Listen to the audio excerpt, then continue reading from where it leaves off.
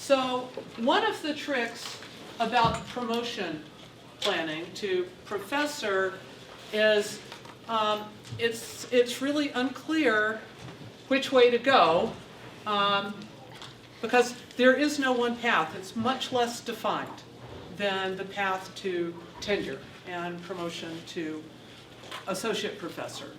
And on the one hand, this can be liberating, but on the other hand, it can be frustrating. And so figuring out what that looks like and how to navigate that is important. So I'm going to do a little bit of an overview. We'll take a few minutes for you to think about maybe what are your questions or concerns, and then we'll hear from 3 faculty who've had really very different paths to promotion. And the idea is to let you see there really are a lot of options. And this really is about developing your own story. And I know there are people here who are early in the process and are really trying to think about how do I plan for the next few years, and there are people here thinking about applying in the coming year. And I think we're going to say things broadly that are going to be relevant to everyone, and you can ask more specific questions. So for those of you early in the game, some people say, well, why should I do this? And there's a lot of reasons. If you want a good academic leadership role, either in or outside the department, in or outside your college or school, it really does require being a professor. If you want to direct or develop a research center, or most other types of centers, you really need to be a professor. Do you want the salary increase? Which at this point is $8,000, so that's non-trivial. And my favorite one, do you want to really have there is nothing they can ask me to do anymore feeling? All of this requires the promotion. Honestly, for me personally, getting promoted to professor felt better than tenure. It really felt like, okay, hoops are done. Now I can make decisions based on what's meaningful for me in terms of my career. Some of you may have seen this. I use this a lot because I think it's important. This is about science, but I think it's relevant regardless. A career in science should be an adventure on a long and winding path, rather than an uphill slog to a peak that few have ever attained. Science is about interacting with and discovering the world. So isn't it a shame that so many of us are persuaded to walk the same narrow and well-trodden path to perceived academic success? One of the nice things about the promotion path is you can define what success looks like for you. It is less well defined, and it's important to appreciate this and figure out that the research, scholarship, teaching, and service package that you put forward can be one that's really meaningful for you. The language is different. Excellence comes up, but in a very different way. So for tenure, faculty are required to be effective in all 4 areas. Excellence in either teaching or scholarly work constitutes the chief basis, right? So you've had this fear for tenure the whole time, I must be excellent in research. What does that mean? For professor, and we'll go into a little bit more in a minute, it is expected the professor will continue to develop and mature with regard to teaching, scholarly work, and the other qualities that contributed to earlier appointments. We don't have you must be excellence in one or the other language anymore. And that's important to appreciate. So there's no strictly defined path. If you look at people around, you're going to see some commonalities in terms of they're committed, they've worked hard, they've got some expertise, they probably enjoy their work. But you're going to see excellence defined all kinds of different ways. So you can pick your path. You need to be programmatic about it, figure out what your priorities are, but you get to craft the narrative. This really is a write-your-own-adventure story. So you do not want to think in terms of minimum numbers of articles, minimum numbers of grants submitted, minimum number of course preps. You want to think programmatically and strategically.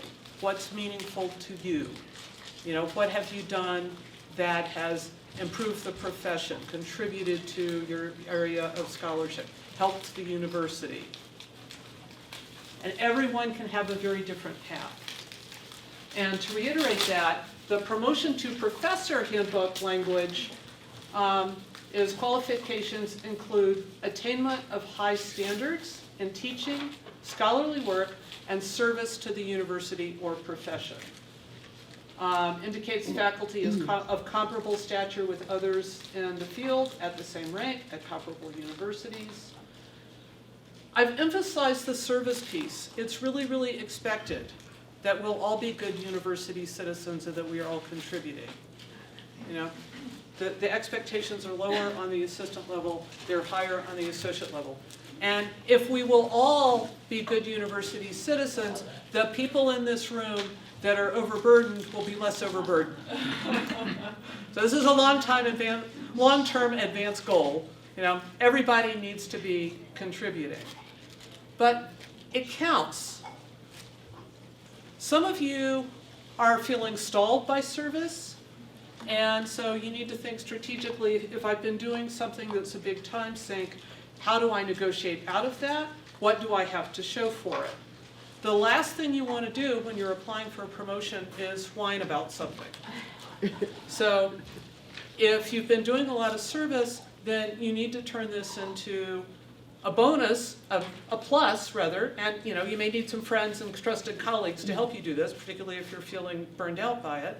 What have you done that's had an impact on the department or the college or the university, wherever you've been sort of overstretched? Leadership is an important part of this. People are predisposed to say yes, at least on this campus, to promotion. And what you want to do is develop a narrative that allows people to say yes, and that shows them through your total portfolio, which can include leadership on this campus, you've met the expectations for full professor. Service can't replace scholarship, but it can be a bigger piece than it could for tenure if it's been significant.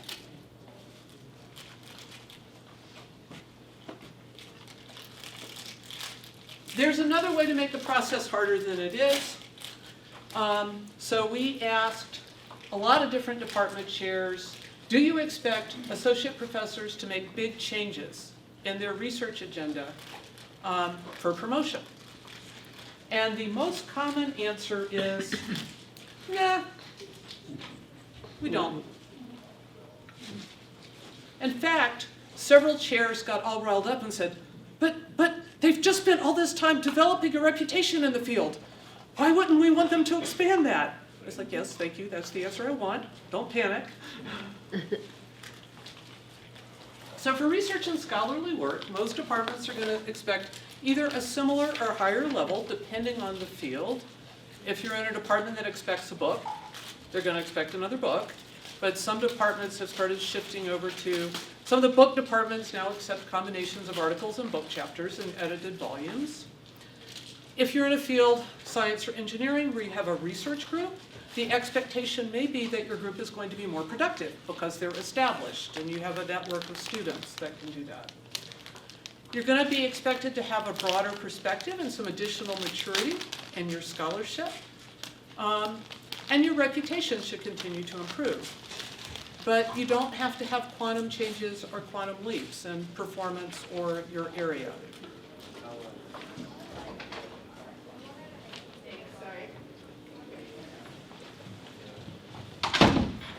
For those of you who are just starting to think about promotion planning, it's important to appreciate you've got some opportunities now you might have felt like you couldn't take advantage of as an assistant professor. You can develop new collaborations. You can take some risks. If you do have research ideas that you thought were too risky to try as an assistant professor, it's safer to try them as an associate professor now. You know, you can afford to fail on some things in ways you probably felt like you couldn't as an assistant professor.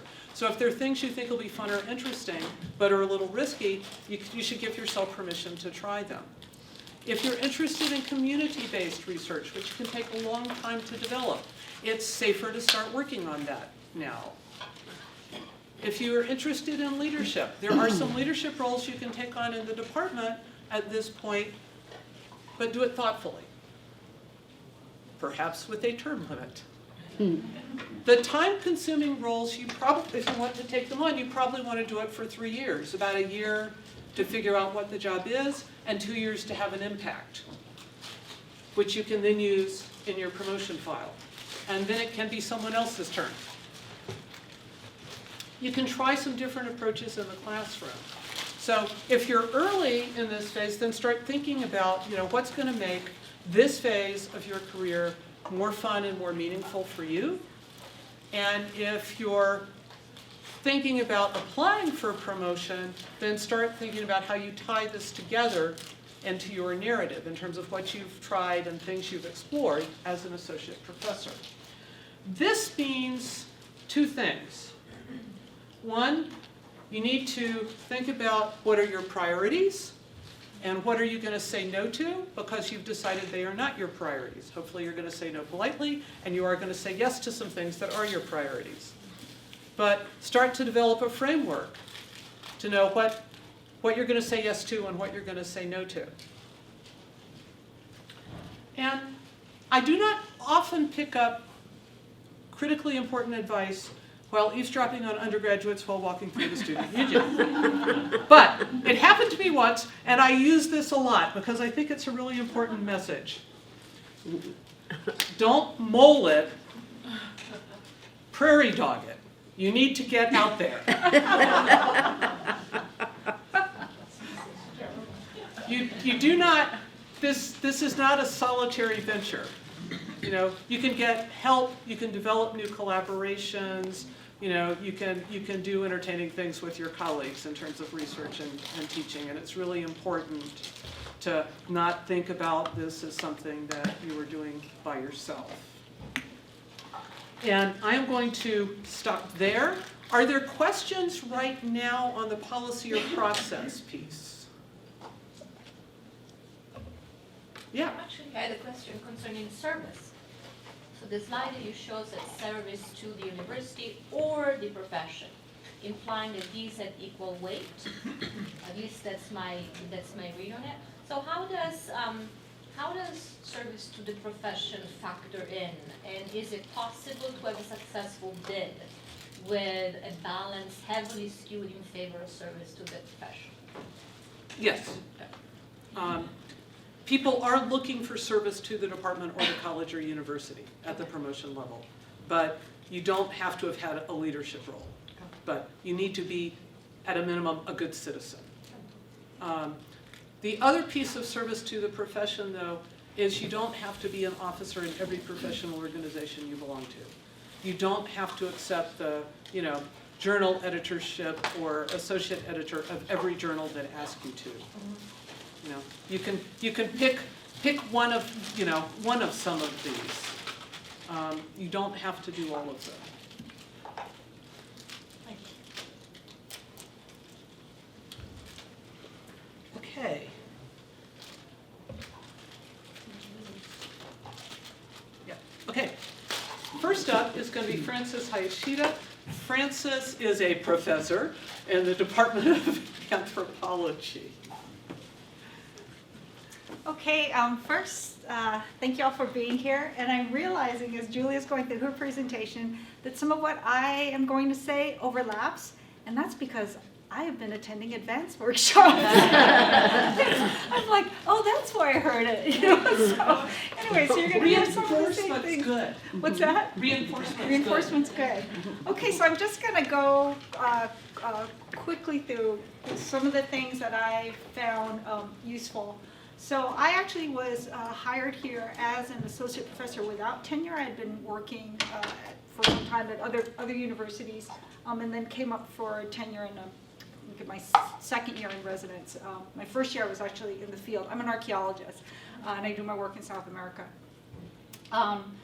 So one of the first things I did was when I got the decision that I had received tenure, I made appointments with senior faculty in my department to find out, okay, now what do I need to come up for full, just so that I would be thinking about it and just laying the groundwork from the beginning. You'll learn about the hoops, the university and departmental hoops. This is what we're meeting here today to talk about. Your department may also have their own guidelines and expectations. They may be spelled out clearly, they may be less clear. In our department, at the time when someone from my department's here and is smiling. So when I was preparing to come up for full, they were less well defined. We're working actually now on defining them better. So it was really important to do that other step of sitting down and talking to senior faculty. And one of the things that several people said is, oh, well, the thing that we pay closest attention to are the external letters. And it may be different in your department, and this is why you need to talk to people in your faculty, in your department to find out. And so external letters translates into your, really a strong emphasis on national and international impact and research. And so, for our particular field, so that, made me, realize that this was something that I was going to have to really prioritize, and it made me start to think, though, about how I would prioritize that in ways that were not just to get through the hoop, but also were meaningful to me. The other thing I'm going to say is something that I heard at this exact same workshop when I attended, trying to think about coming up for full, and I think it was the head of either poli-sci or econ. And he said, craft your narrative. And I think what he meant, or at least how I interpreted that, was to think about what your priorities are. Define those priorities, or you might be recrafting your priorities once you get through that tenure hoop. And you want to find then a way to link your research, your teaching, and your service. Okay? Once you figure out what those priorities are, because you're going to have lots of different directions you can take things in. And rather than be thinking about, oh, is this what people are going to want to look at when they read my dossier, be thinking about, what ties those things together, my research, my teaching, and my service. Okay? And that's also a way of making it more satisfying for you.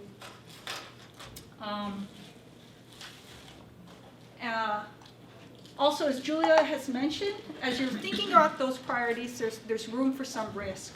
So in my case, I'm an archaeologist. I work in the Andes. I've worked in Peru for a very long time. And then this opportunity fell into my lap to begin a collaboration. I'd never actually co-directed a research project before. I'd always been the lone PI. But this opportunity to co-direct a research project in Chile, entirely new area, with people I didn't know, all men. So I was like, okay, is this, how is this going to be? Is this going to be okay? This opportunity arose, and I went down to the field, checked it out, got very excited about it, and just decided to go for it. It wasn't, it was in some way, a little bit outside of my comfort zone because it was an entirely new area, new people. I had to learn the archaeology of a new place. But it was also within the kinds of theoretical issues that I'm interested in. So it wasn't too far afield. So there wouldn't have been, and there's if it's too different, you have to be calculating sort of how much time is it going to take you to get up to speed on something that's very different, be able to do the work and then publish it, versus something where there's already some alignment, but enough difference for it to make it really interesting. Okay, so that's helped me make that decision. The other thing that I realized, which was really important to me, was being able to do more work supporting students. So at the same time, I said yes to become the graduate studies director in my department, and also through this collaboration and just through the work I've been doing in Latin America in general, I wanted to be able to create more opportunities to work with students in Latin America. And so part of my teaching, advising effort then also went to supporting Latin American students through advising them in their doctoral programs and or having them on our research projects.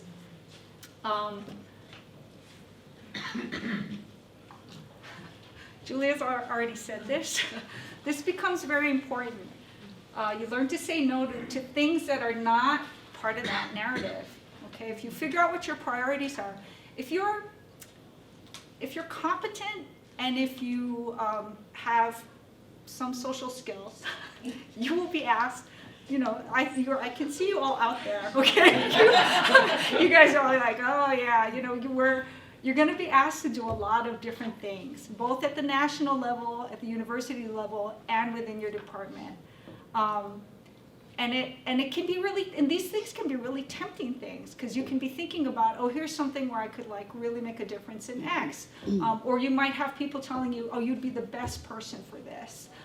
Or you might have people telling you, you know, you could really, you know, save us from X, you know. And so there's all these different things that will be pulling you into different possible service obligations. But sit down and really think, you know, be thinking about that narrative, that plan, and if you're doing that, you know, those other service things, what might you have to give up, okay? Are these things that fit within your narrative? Take time, you know, when people ask you, say, oh, thank you for asking, you know, can I have some time to think about it? And then go through this process and decide what fits that narrative and what doesn't, okay? And then you'll find, at first it can be kind of hard because you might feel bad, or you might wonder if you gave something up that you shouldn't have given up, but then later on it becomes very liberating to be able to just, you know, say no because you've figured out what that plan is or what your narrative is. I just want to, are there any questions now before I just talk about a few resources? Okay, just some resources that I have found helpful in this journey. Of course, Advance, okay. I will also note that we recently got this subscription at UNM to the National Center for Faculty Diversity and Development. And the person who spearheads that is someone named Carrie Ann Rockamore. And before we had the subscription, she used to post her columns inside, I think it's called Inside Higher Ed. And she had a very nice series about post-tenure pathways, which I found really useful. You can ignore actually this link because we have the subscription to NCFDD. If you just Google NCFDD, then it'll come up, and then you can open the web page and sign in with your UNM ID.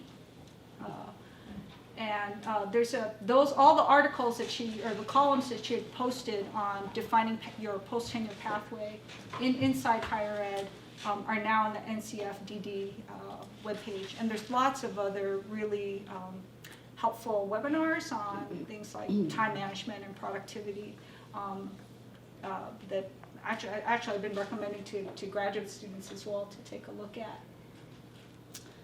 And I think that's, the other thing I've been looking at, this is just that I've been looking at recently that can also be helpful is, it's a book called Deep Work by Cal Newport. There are also podcasts where they're interviewing him, but it's the idea of being able to work for focused periods of time without distraction, which is also very helpful because we do have so many different demands on our time. And so that's just something else that people may want to take a look at. And this is my email address if anybody wants to get in touch and talk about any of the things that I've covered today. Thank you. Thank you. We will be sharing all the slides with you at the end because I've got one with resources and links too. So next up is Maria Lane. Maria is currently going through the promotion process. However, I have it on good authority that she's in extremely good shape. So, and I'm honored that she agreed to do this because she is on sabbatical this year and she spends her Fridays biking. But she agreed to do it if I said she could come from biking. And I said, yeah, of course. Thanks. Yeah, I would never say no to anything Julia asked me to do. Please don't abuse that, but I really would never say no. I've gotten so many benefits and resources from Advance personally and from my department over the years that I was department chair that just make a big difference. So I postponed my ride until 1:30.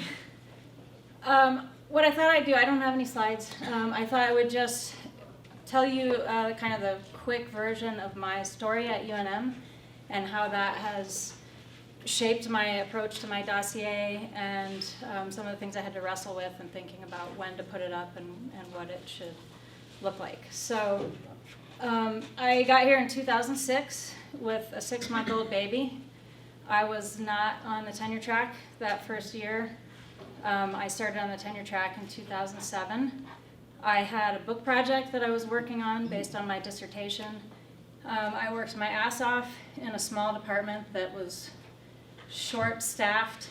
There's one person here who's been with me for most of this journey.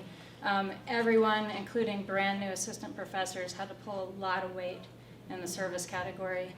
I was overwhelmed pretty much all of the time with dealing with a new baby, dealing with stuff going on in the department, but also really energized by being here and about the cool stuff that was happening at UNM and the opportunity to be part of program building in my department. I took that mediocre dissertation and really worked on it for a couple of years, turned it into something that I was happy sending off.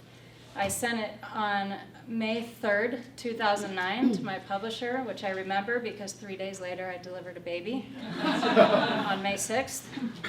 And, you know, it's a process of the review and all that. That book didn't come out until the end of 2010, by which time I'd become grad director in my department because of some personnel changes.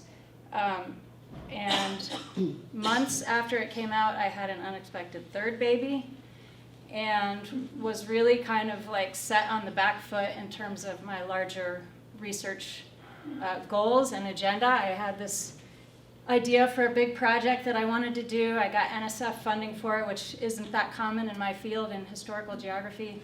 But I got this funding, was really excited about it. Started working on it, but never was pushing it along quite as fast as I wanted. I had this idea I'd get a second book out before tenure, and so that did third baby before tenure, and got tenure in the summer of 2013, took a sabbatical that fall, 2013, and came back in the spring of 2014 to my department being in crisis. We were at the end of a chair's term. Someone needed to step up and become chair after that, and the particular combination of characteristics that was needed in my department at that time did not exist in any member of the tenured faculty other than myself and one other person who had just received tenure less than a year in the past. So there was this circle of assistant professors standing around pointing at each other like, you know, someone's going to have to do this. And there were two of us who had just gotten tenure, so it was kind of us at the end pointing at each other. If you do it, I'll do it next, you know. And so it ended up being me. So in the summer of 2014, I get my third kid out of diapers. I sign a book contract for this next big idea that I had, which I'd spent my whole sabbatical doing nothing but one prospectus. That's all I achieved. Got this book prospectus out the door. So I got the contract in the summer, signed it, and 1 week later I start as department chair. So if you haven't been department chair, I'll just tell you that it's a really steep learning curve, and it's like shit raining on you at all times. Even if you have the best department on campus, which I do. Everybody's lovely, everything's wonderful. But it's just like an incredible burden of stuff that's flying at you all the time, most of it unpredictable. So it just takes a while to kind of get your footing with that. Okay, so I'm doing that. I got this book contract. I told him I was going to deliver the book in 2015. Well, so that didn't happen. I told them, just give me 1 more year. I just started as department chair. After that 1 more year, I had an in-person meeting with my editor because I happened to be going through Chicago, and I said, let's have lunch. I need to talk to you. And I just said, I am not going to deliver this book. I've been trying. There's no way I can do the intellectual work that is required to fulfill the vision of this wonderful project while I'm taking on all this stuff that's flying at me. And I want to do this project, but I cannot do it while I'm department chair. And I told her basically this is a mental health issue. If I keep trying to do this, there will not be a second half of my career. There will not be a second, third, or fourth book for you guys to publish, and that's just the situation. And they were awesome and very flexible and said, let's just wait till you're done with department chair and say you deliver it 1 year after that. Great. Okay, so I went back to like fielding everything flying at me. I felt really uncomfortable with having no publications come out while I was working on the book and being chair, because, you know, no one should accept being department chair when they're not a full professor. Just no one. No matter what the circumstances are in your department. I should not have done that. I'm glad I did that. And it was the right thing to do for me, but no one should do that. The dean even said to me, I wrote this in my promotion packet. The dean said to me, you would be foolish to accept this offer I'm making you to be chair, but I hope you accept it. And I was like, I'm a fool, sign me up, you know. It was really rough. I couldn't make the progress needed to stay on track. So I published smaller projects. I co-published a lot of things with students during that time. So I kind of like stayed in the game. I published probably 8 book reviews just because that was a way to maintain contact with my intellectual field, despite, you know, solid advice from my colleague telling me to stop reviewing other people's books and just deal with my own book. It was just these small things that I kept staying engaged as a scholar. That was all I could do. And I gave myself a rule that if anyone invited me to do anything scholarly, I would say yes, if it was scholarly, right? So I ended up, you know, co-publishing a few things through that method. So 5 years later, I finished the term as department chair, and it's been 5 years. I'm eligible to go up for promotion. My colleague who was at the exact same level as me went up for promotion, got it. He got his book done. You know, we were the two pointing at each other at the final stage of who's going to be department chair. And I was like, you know, how far am I going to fall behind because of that decision that I made? And because of jealousy or pride or I don't know, I just was like, I really want to go up for promotion. You know, I've contributed a lot to this department, to this campus, to my profession. And no, I didn't finish the book. I barely even like started the book, right? But I really want to go up for promotion. I want to get to the level of, you know, as Julia said before, where you can walk around with your middle fingers up and no one can stop you, right? I just thought that would be cool, right? So if you take any note on anything I'm saying, just put an asterisk and check back with me in June and we'll see if I get promoted or not, so before you follow any advice. So I had to decide when to go up. I wanted to go up as soon as possible when I thought I would, at the barest level, clear the bar. But I didn't know what that was. We don't have very clear standards in my department. I felt like it was when I got a second book out. But I started consulting with people around campus, including the dean's office, including Julia. We had several meetings that were really helpful. And other people that I just respect and are mentors on campus. People sat down with me, went through my CV. Is there enough on here that could be considered like the barest level of, you know, promotion material? I got about half a book done by the time. I had this idea that after I was done being chair, I would just go live in a trailer for 3 months and just slam out the rest of the book, because it was like percolating all these 5 years. Actually, a lot of good ideas came during these 5 years, but it just wasn't written. And of course, I don't live in a trailer, and instead I have 3 kids, so I didn't accomplish the book over the summer. But I did, like, you know, finally get back to it, start making the progress that I needed to make. But, you know, is half a book enough to go up for promotion? I don't know. I started asking around. I got word that Phil said in the dean's office, if Maria Lane turns in anything that remotely resembles a book, she should go up for promotion. All right, well, that helped me feel a little confident that, like Julia said, you know, people want to say yes. You have to give them some reasons to say yes. So I decided to go up, even though I didn't feel 100% ready. Julia convinced me that I was ready. So I did it, and the last thing I want to talk about is just my approach to the dossier, which one of the ways I decided that I was ready is by kind of rethinking the dossier. You know, the way that it's presented to us in the process and the way the review happens, where the reviewers have to like separately comment on scholarship, teaching, service, and personal characteristics, and they rank you in each category. You submit a separate statement for each category. You know, it gives the impression that it's a really atomized process, right? And we all know only one of the categories actually counts, or we all believe one of the categories is the only one that counts, and that the others can only hurt you. And that's what I thought. So I thought everything I did as department chair, which I was a competent and effective department chair, did good stuff, lifted people up, kept the trains running on time. I just put all of that in my service category that counts for 1% out of 100 in my mind. But I rethought that, and I thought about a more holistic thing, you know, the narrative and my path being a much more holistic approach. And, you know, I was supporting a lot of scholarship on this campus, even when I wasn't doing my own scholarship.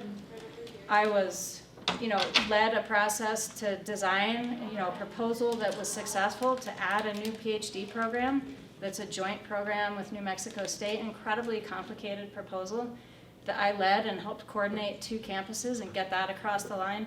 That's a huge scholarly contribution, which I was thinking of as a meaningless service contribution, right? I was a journal editor, which is way down on my CV at the bottom in the service section, right? But I rethought that as Julia's words, academic leadership and scholarly leadership, and I actually wrote a single holistic statement instead of writing 3 statements. I wrote one statement that included all of this, and that's the statement I sent to external reviewers. In our department, we just send out the publications and the research statement. I sent them this holistic statement that was about my whole trajectory and about my broader contributions. When it came time for me to submit my final documents to UNM, yes, I turned that back into 3 statements. But I really thought of it in a holistic way, and that helped give me the confidence that I needed to put the case forward and to write it in a way that I thought was compelling. And, you know, if I convinced myself that I was ready, I felt like hopefully I was going to be able to convince other people who were predisposed to say yes, when you know it's yourself who's most predisposed to say no, right? So if I could get myself across the line, hopefully I can bring a majority of reviewers with me. So I'd be interested in hearing Bill's and Phil's thoughts on that approach to like kind of conceiving of the dossier in a holistic way, or even writing up the statement in a holistic way. But for me, that was really meaningful. The last thing I'll say is just how important it was for me to have input and feedback from people I trusted across campus. It really did a lot for me to just be checking in with people. You know, I'm in a historical subfield of my discipline. I talked to a number of people in the Department of History about how things are evaluated in their department, had them go through my CV with me, just so I could feel, again, like I understood what was going to be expected when this got beyond my own department or beyond my own college. So don't hesitate to ask people to talk with you about this. I personally, unpromoted as I am, and you know, my advice being of questionable value, would be happy to sit and talk to anyone, look at your materials, and just talk through this process. Because a lot of, like, I really believe that if you can convince yourself that you're ready for promotion, really they should promote you. So that's it.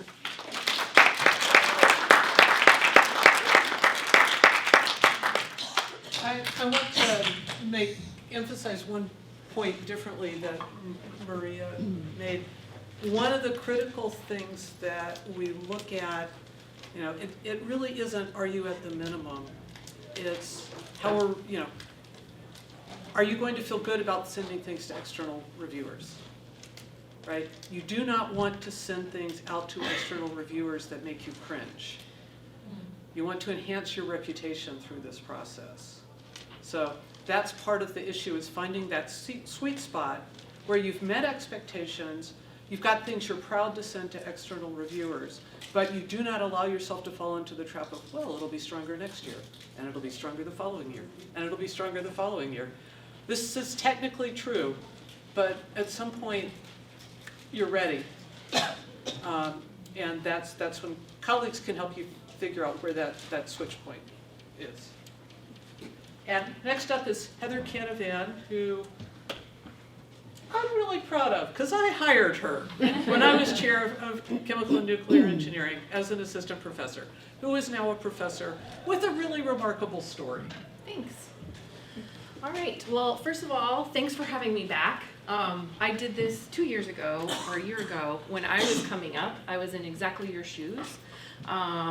And I'm really excited to see your case go forward like mine did, positively. I'm also really excited that you swore more than I did when I gave mine, which is awesome. And you have a slightly weirder outfit than I do, because I've got the purple hair, and I was like, I'm definitely gonna look different, but you've got on like the sugar skull shirt. So I'm gonna be reiterating some of the things that everybody else has already said, but I'm also gonna use really concrete examples, because as an engineer, I don't have a great amount of imagination. And so I imagine that some of you don't either.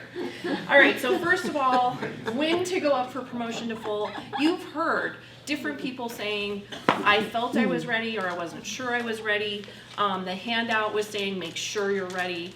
What I would say is it's a couple different things to really keep in mind. One is when your department chair recommends it. I personally never had that conversation with my department chair. He never met with me or my colleagues. Next is when your unofficial mentors recommend it. This was one of the things that started getting me to think about it.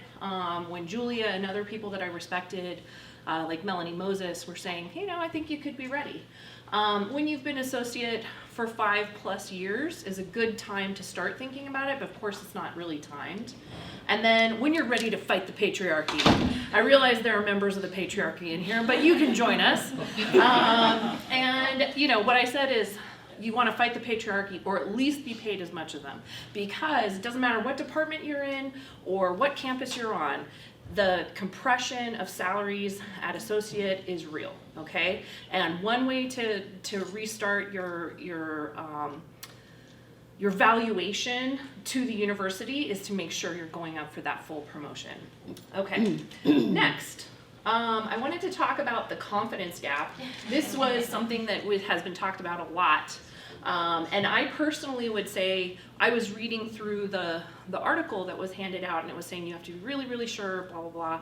I was not really, really sure, and it sounds like you weren't either. Who was really, really sure was my colleague, Eva Chi, and she said, I think we should go up. I think you should go up the same time as I do. They're gonna compare us anyways. We might as well be like directly confronting this head on. And she cited the confidence gap, saying, men will apply for jobs when they're 60% sure that they're meeting the qualifications, and women will be 100%. And I was in that category. I was saying like, well, I think, maybe next year. And, I'm not belittling that, because we have multi-baby, we have being in Chile, and I was out for breast cancer surgery, and I was like, I don't know if I'm coming back. Literally, I don't know if I'm coming back. And then I was like, what do I have to lose? Nothing. Might as well. And for me, the process of getting ready for it was really what convinced me that I was ready to go. So this is a wake-up call. Women aren't playing the game the same way. They need to feel free to play the game the same way. And what I would say is, a lot of the information that I have is on women and minorities, because that's what a lot of STEM's focuses on. But you can really see this as anyone who's in an underrepresented group. It could be veterans, could be people with disabilities, it could be people that are doing just very different types of research on campus that are feeling a little bit alienated. And I would say, don't feel alienated. go for it. So this is my department. It's now the Department of Chemical and Biological Engineering, not Chemical and Nuclear Engineering. As I say, the nukes went rogue.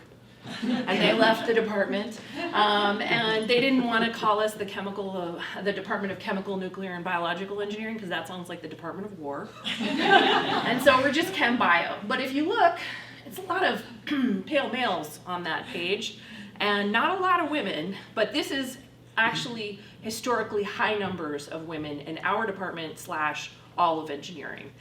And Eva has a little green crown on her head, and I have a little green crown on our head. We were hired at different times. She was actually Julia's last hire before she was promoted out of our chain of command. But Eva and I have been like best buds from day one, and she's part of the coven for sure. And I'm going to talk about the coven in just a mo. But I wanted to say, like, we don't look like anybody else in our department. Why should my path to promotion? Or to put it slightly more nerdy, if you're an engineer or if you teach physical chemistry like I have, you know that there are state functions and there are path functions. And path functions are something that is dependent on the path you take. So the amount of work that it took for me to walk here was slightly higher than some of you, because I was like, am I going to advance? No, I think I'm going to the sub. Wait, no, I'm coming to the library. No, I'm going over here. So my student and I were like wandering all over the place because I was ill prepared. And so my path was different than that of somebody who knew exactly where this was, right? But in reality, there are parts of your package that are going to look like a state function. They have to look the same as everybody else. And then there are parts that can reflect your path that look totally different, okay? So that's the only nerdy equation I'm going to show. But I would say the state functions are the things you know have to go in there. There's funding, what kind of publication record you've got, and what kind of scholarship. But then there's all the other path functions that you should include. That includes things like, in my case, I started to do a lot of research on patient-centered design, because after I'd had cancer, I was like, there are a lot of things that really suck about being a patient. And it's not just that, like, you have cancer. It's, I can't take a shower for 2 weeks, and I smell like awful, and I have tons of product, like Dre shampoo in my hair, and I look like the Bride of Frankenstein because my hair is so big because I can't take a shower. And I was like, this is a stupid problem to have. And so I really wanted to switch into working into patient-centered design and improving the lives of people who have short and long-term disabilities, which was totally different than what I'd done before. And it also coincided with a lot of research and entrepreneurship. And I said, this is something that's really unique and different about me, but it's important, so I'm going to include that. I was the kiss of death in engineering because I won the service award and a teaching award. So, like, my former advisor, Dave, I won't say his last name because you can look him up on the internet. He was like, do they not want you to get tenure after I got the award? And I was like, hey, actually, outstanding teaching is a really positive thing. Most engineers don't win awards for that, but, I'm going to say that's a positive. And then general fabulousness.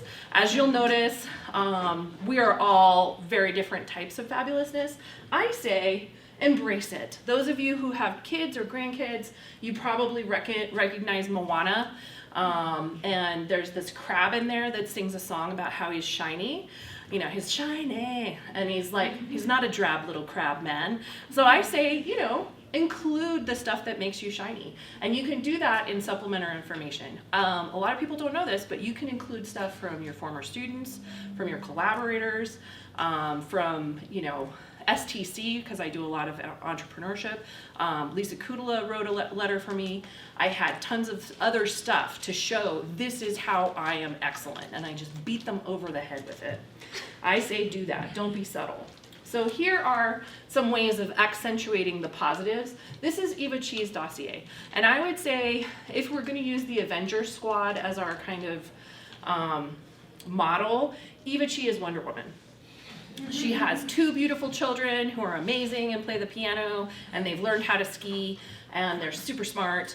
She has tons of research funding. She's an editor-in-chief of a journal. She was already associate chair. Like, she's gonna tick all of the boxes. So if you look at her, she's highlighting the things she's really proud of. And this was advice from Advance. They said, don't just write the narrative, highlight in bullets what you're really proud of. So she's got 3 NSF awards as PI, career award, DMR award, CBET award. So this is really putting it front and center, so there's no question, this is what I think it takes to make what I did. But she's also got other stuff in there about kind of a high level, what kind of research does she does? Well, it's, it's Alzheimer's disease. She's got in there how much overall funding she's got, $4.5 million. This is not the time to be subtle, right? So that's what her package looked like. This is what my package looked like. So I'm putting in there stuff about, I'm the only person in my department who has ever worked on something that has gone to human trials, right? That's huge in engineering.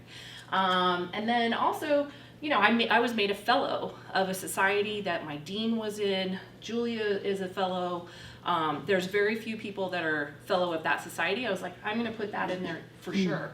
Then I'd done all of these I-Corps entrepreneurship programs.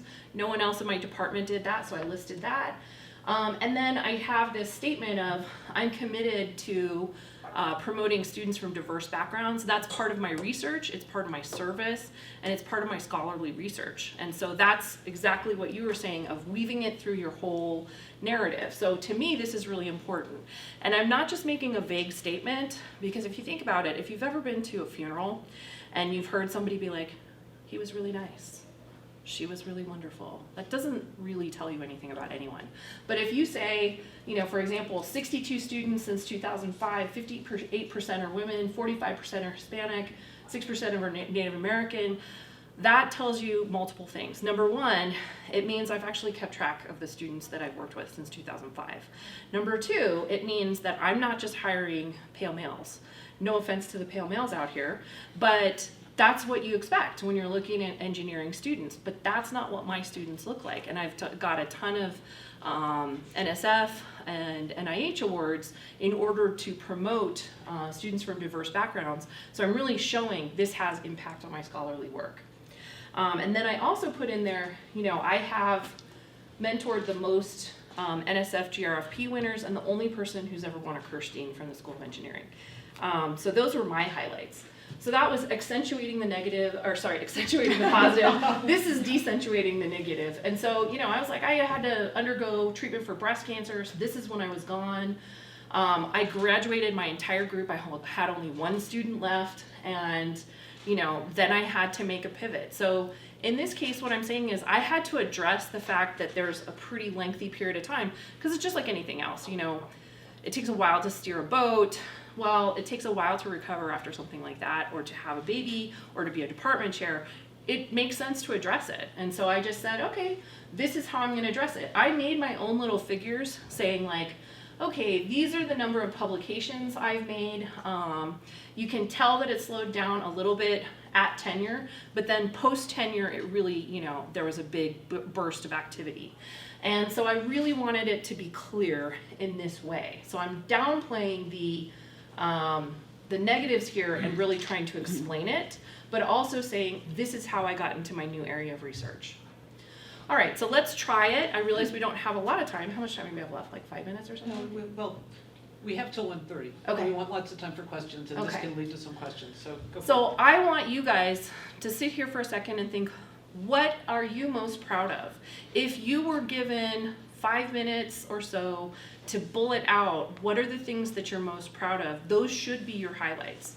And this is literally what we did at Advance. It was Eva and I, and then another professor who was going up for promotion. And the advice from Julia, Susan, and Melanie Moses was just put billets to what you're most proud of. And just like you were saying, you're probably devaluing some of the stuff that you've been doing as just service, or this isn't that important, and really list out that thing and then talk to someone else that you value their opinion who isn't necessarily in your chain of command. Could be Julia or someone else, just to say this is what I think I'm proud of. Because believe it or not, when I was doing this, I was like, well, I don't have as much money, I'm doing this much. And, they were saying, are you kidding me? Like, look at your number of awards you've won. Nobody's ever won the Outstanding Teaching Award in engineering. You have to put that kind of stuff in there. So these are some of the things that you can kind of highlight, which are like, what's your record with graduates going into academia? Do you have a ton of students who've gone on to become professors because you're so awesome? Do you have some really high impact journals? Eva had published in PNAS, which is amazing. Do you have a high index? Do you have lots of publications? Do you work with diverse students? Those are all things to think about. All right, so when it comes to your teaching statement, you have a couple of things that are expected, what kind of courses you taught, what kind of scores you have. If you've been around as long as I have, you've been through multiple versions of the scoring, and I think the current one is probably the worst. And then there's what courses you developed. And if you've never seen the movie 9 to 5, I would highly recommend it. It is an amazing movie. Dolly Parton is like my mental and spiritual guide. And Lily Tomlin is amazing in it too. But a lot of the things that they're complaining about are sadly still happening. But I was just thinking, like, these are the same complaints, but let's reframe them and go beyond them. All right, so teaching statement for Eva and me. Well, my first bullet point was awarded Outstanding Teacher of the Year.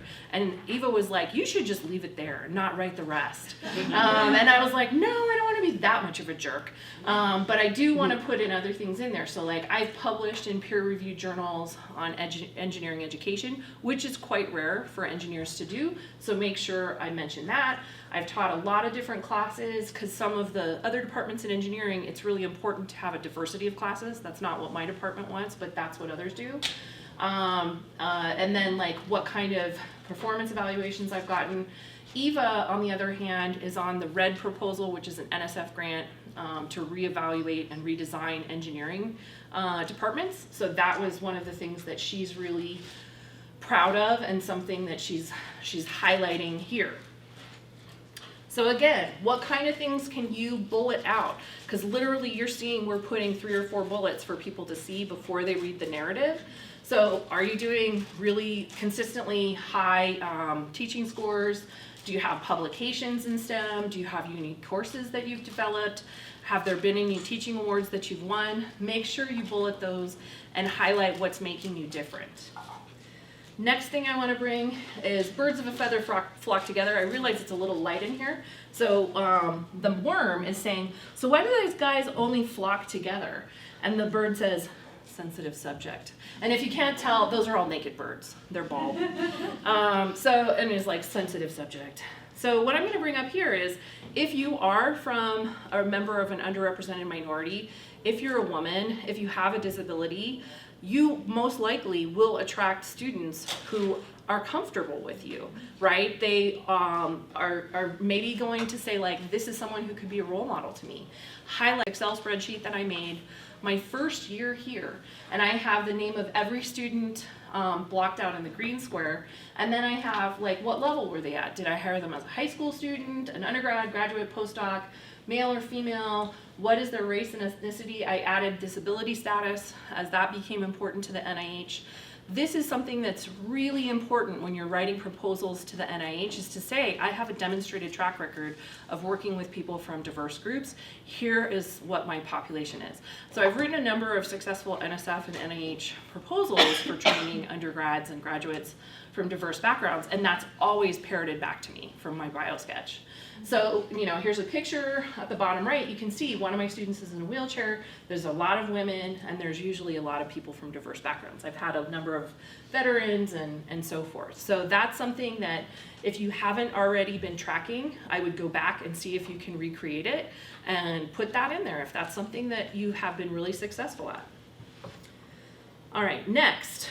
Create your coven or your Avenger team, whichever you prefer to go by. As I said, Eva is like the Wonder Woman in the Avenger squad. I feel like I am Carol Danvers, Captain Marvel, because if you noticed, Captain Marvel was constantly wiping out and biffing it and just getting up and doing it again, and she never took the easy route, but that is me. I keep like biffing it and getting back up. And then I said that Julia is like Nick Fury. She knows where all the The berries are the bodies are buried on campus, and she's like, you know, the dastardly one-eyed person who's like, this is what you should be doing. So that's, you know, that's my Avenger Squad or my coven. I just pulled up this paper with Nika, my student's help, and this is in PNAS, so you know it's a good journal. And there were 2 take-home points on this article: female peers in small work groups enhance women's motivation, verbal participation, and career aspirations. Now this was on students instead of faculty, but I think it still applies because it's addressing the leaky pipeline. And so they're saying in fields with few women and or strong masculine stereotypes, attrition can be prevented by creating microenvironments. So having a coven or having your Avenger Squad, however you want to think of it, that can really help you feel more at home in your environment. As I said, in engineering, it's not, there are not a lot of people who look like me. I'm the only one with purple hair. So creating that microenvironment is really important. And then also early interventions are vital to preventing attrition. So I'm glad you're all here now. So what can that look like? Well, here's a coven. You can't see what these people are, but they're from Hocus Pocus. So they're the coven. The first thing they can do is nominate you for your awards. When I was getting ready to go up for full, I assembled the coven, including Julia, and I said, I want you to nominate me for every single award you can find. Everything that you can possibly think of, I want you to do it, and I will do it for you next time. And so they were like, fine, I'm game for this. So they nominated me for a ton of things. There's no shame in saying, I want you to nominate me to be fellow. I want you to nominate me for this teaching award. People do that kind of thing all the time. Assemble your coven or your Avenger Squad, get them to work for you. Then, if you haven't had anyone evaluate your teaching, because in my department, nobody was evaluating anyone, I was like, I want you people to come and evaluate me and write glowing responses of how awesome my teaching is. And I said, during your best/typical lecture. They can invite you to be a guest editor of a journal. They can invite you to be a speaker. They can give you recommendations on who to contact as a letter writer. They can review your proposals and your dossier sections. So the advance team, aka Julia, Melanie, and Susan Bogus, basically reviewed each of our bullet points in our sections and helped push us along. And that made it so much easier, and I felt so hopeful and upbeat when I was coming up, as opposed to the previous process coming up for tenure where I was just panicking all the time. And then I also recommend what I called Female Faculty Promotion Club, or the FFPC, and this is just a blurry picture of my notebook. So my first year here, Susan Bogus and I met. She was a professor she still is a professor in civil engineering, and she was 1 year ahead of me. We met at the dean's lunch for junior faculty, and she saw me and she was like, you're another woman, let's be friends. And I was like, sounds great. And we still are, we're still great friends. But every week we got together for the FFPC, and I would have like, okay, I've got a proposal that I'm writing to the MRS Grassroots Society. Here's what the next step is. Here's what the deadline is. And I would meet with Susan the next week and I would check it off. Because if you think about it, there's a ton of things on there about like 4 different grants, a couple different papers, somebody's honors thesis, I'm giving a talk at Science on Tap, Ayesha is writing her dissertation, and so forth. And if I'm not setting homework for myself, I know that it's going to be deprioritized compared to I have to grade this homework, I have to walk the dogs, whatever it is. But if I have Susan, who's a fairly straightforward, straight-laced Midwestern person, who's saying, how are you doing on that? And I haven't made any progress for weeks and weeks and weeks, I'm going to be shamed. So this is public shaming / support. So I highly recommend, if you haven't already started doing this, have a little club. In our case it was 2, but just someone who you're meeting with periodically to say like, this is what I'm doing, and write out your bullet points of when the due date is. And then you have to explain to the other person, I had to postpone this because blah blah blah, and they're still telling you, well, you know, by this point, even though she's a civil engineer, she's saying, well, you know, I think Blake's ready to do that on his own or whatever, right? So they can try and help move you forward. All right, so final thoughts. You can do it. Obviously, I parroted this after Julia's You Can Do It, except I'm Thug Life. I didn't put my hair purple yet because I couldn't figure out how to do that.